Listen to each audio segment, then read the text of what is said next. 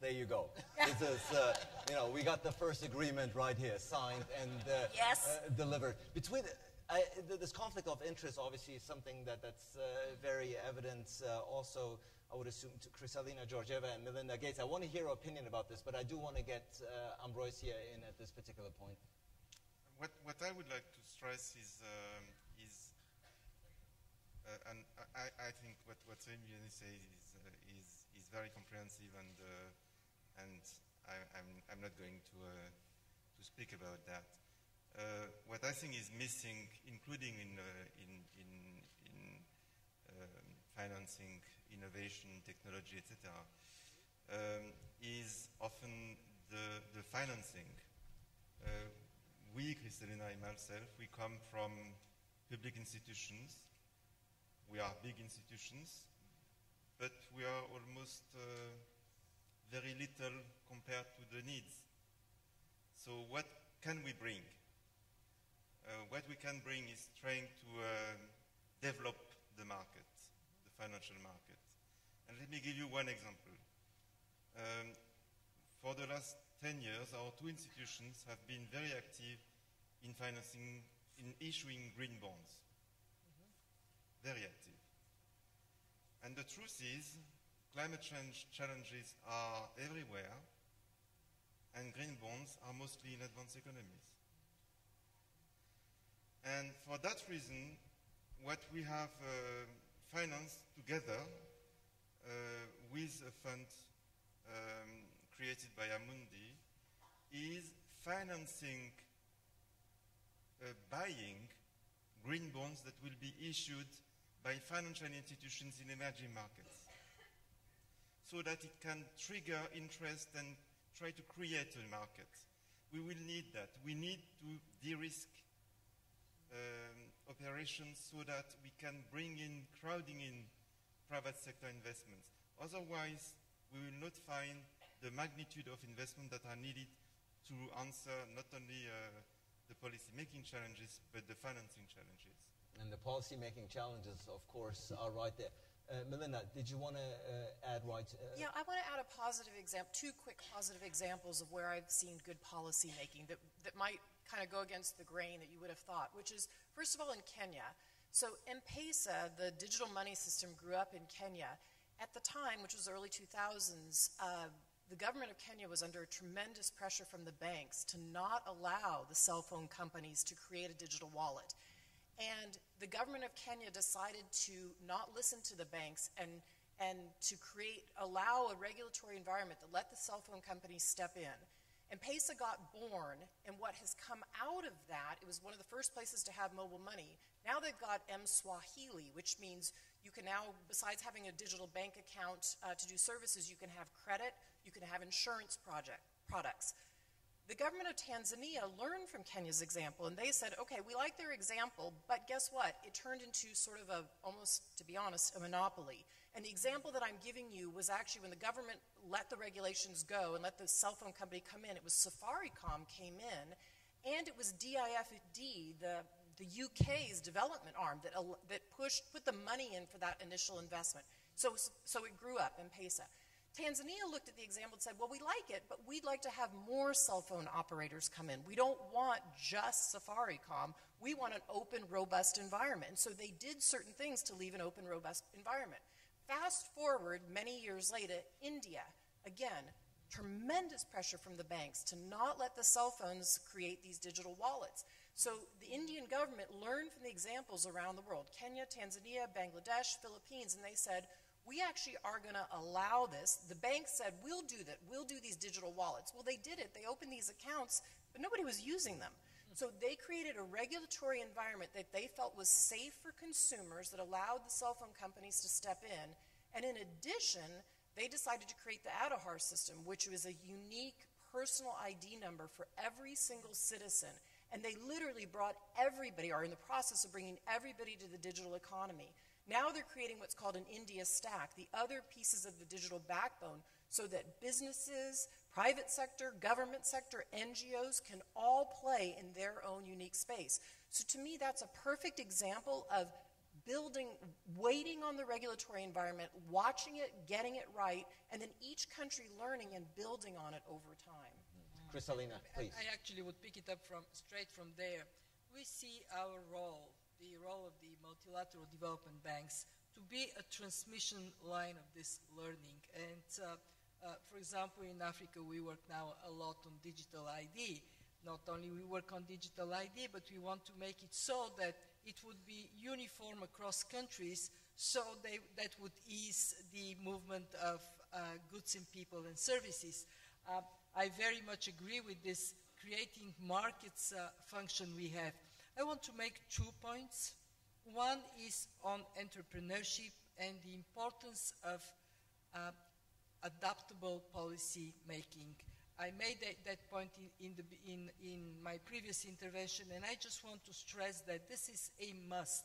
This concept of sandbox, it is a must. The world changes too rapidly for us to have the normal policy making processes. I agree with that.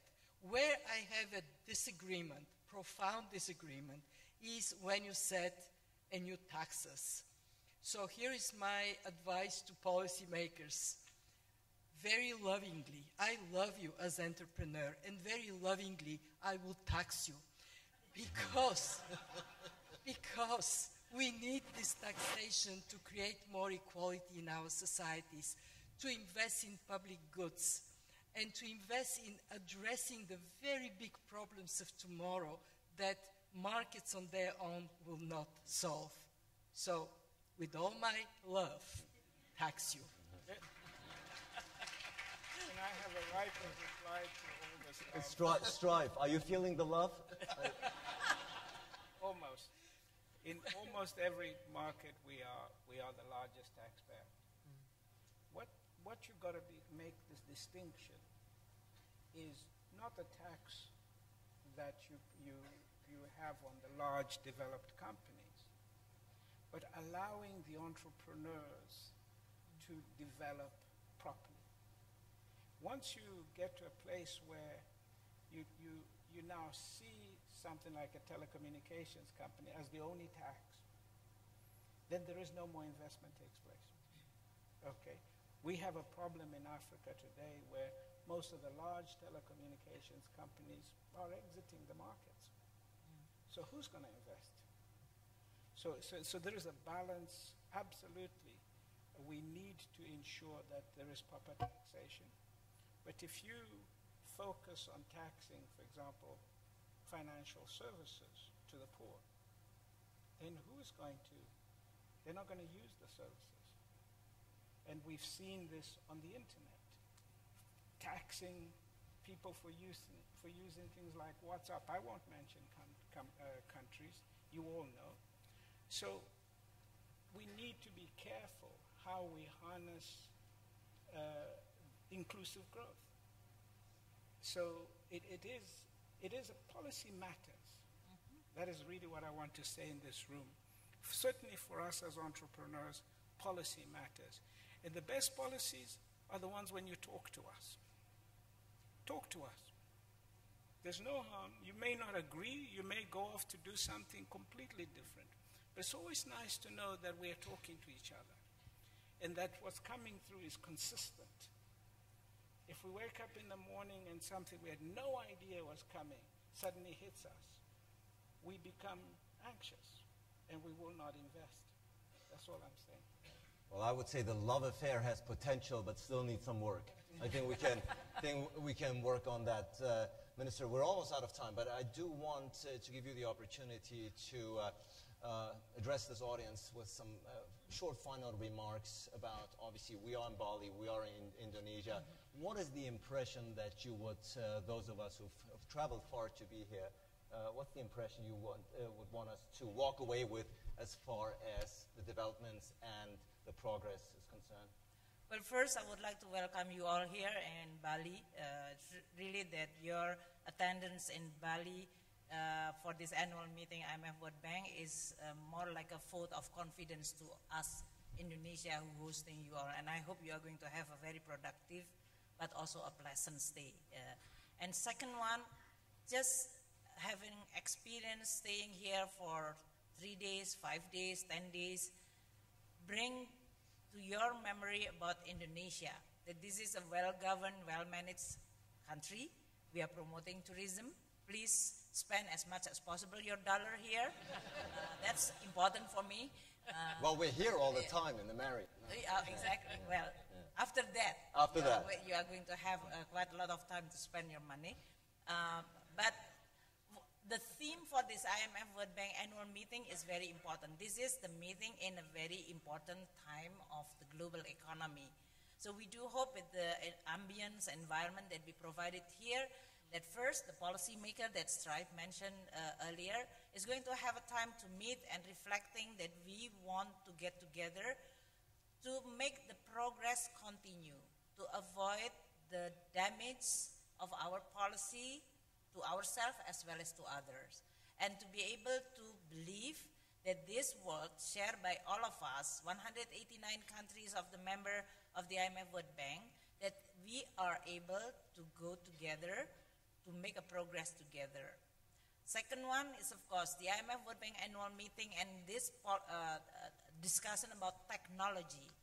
This is the perfect combination between, on the one hand, we continue focus on today's situation, but don't forget there is a change coming, and we should be able and should prepare to make this change to become an opportunity for all to prosper again. Third, I think what just mentioned between Kristalina and Strive on this, the policymaker, taxation, and so on, this discussion about trade-off of winner and loser is actually not new at all. Whether this is in technology, whether this is in environment, whether you are talking technology, for example, I think this is not new issue for us. But what we could learn from the history, actually we can design this disruption as less damaging as possible if we know how to design the policy to create for those losers to catch up. So we should not adopt the total pure market mechanism, full competition, and then the winner is going to take all, the loser, well, too bad, you have to take care of yourself. It won't work with that kind of attitude. So this kind of how we use technology to make sure that those who left behind or potentially left behind will have the ability and opportunity to catch up. And this is also a place for us to discuss this kind of meeting. And it's a good meeting between policymaker, Melinda initiate this, the pathway for prosperity, because she personally genuinely concerned that countries should not see technology as a threat. I, as a policymaker, when we discuss together, I also genuinely see that we should have this kind of positive attitude. But how we are going to combine all these things, knowing, and that's connecting the dot, as the minister from Rwanda mentioned.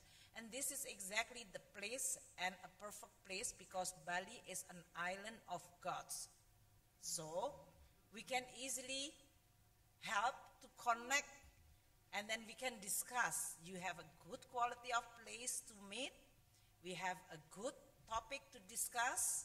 We have a government of Indonesia and people of Indonesia who welcome you here, and we expect you to coming back here many times after this meeting. Thank you so much.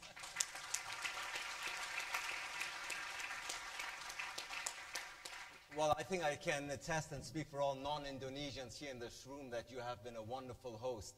Thank and you. that being in Bali is indeed a great pleasure. Ladies and gentlemen, harnessing technology for inclusive growth. I think I speak for all when I say this has been a very content-rich, informative, interesting discussion. Love was being shared, deals were being signed. I think what more could you ask from a panel, ladies and gentlemen? So please join me in thanking this wonderful panel. Thank you.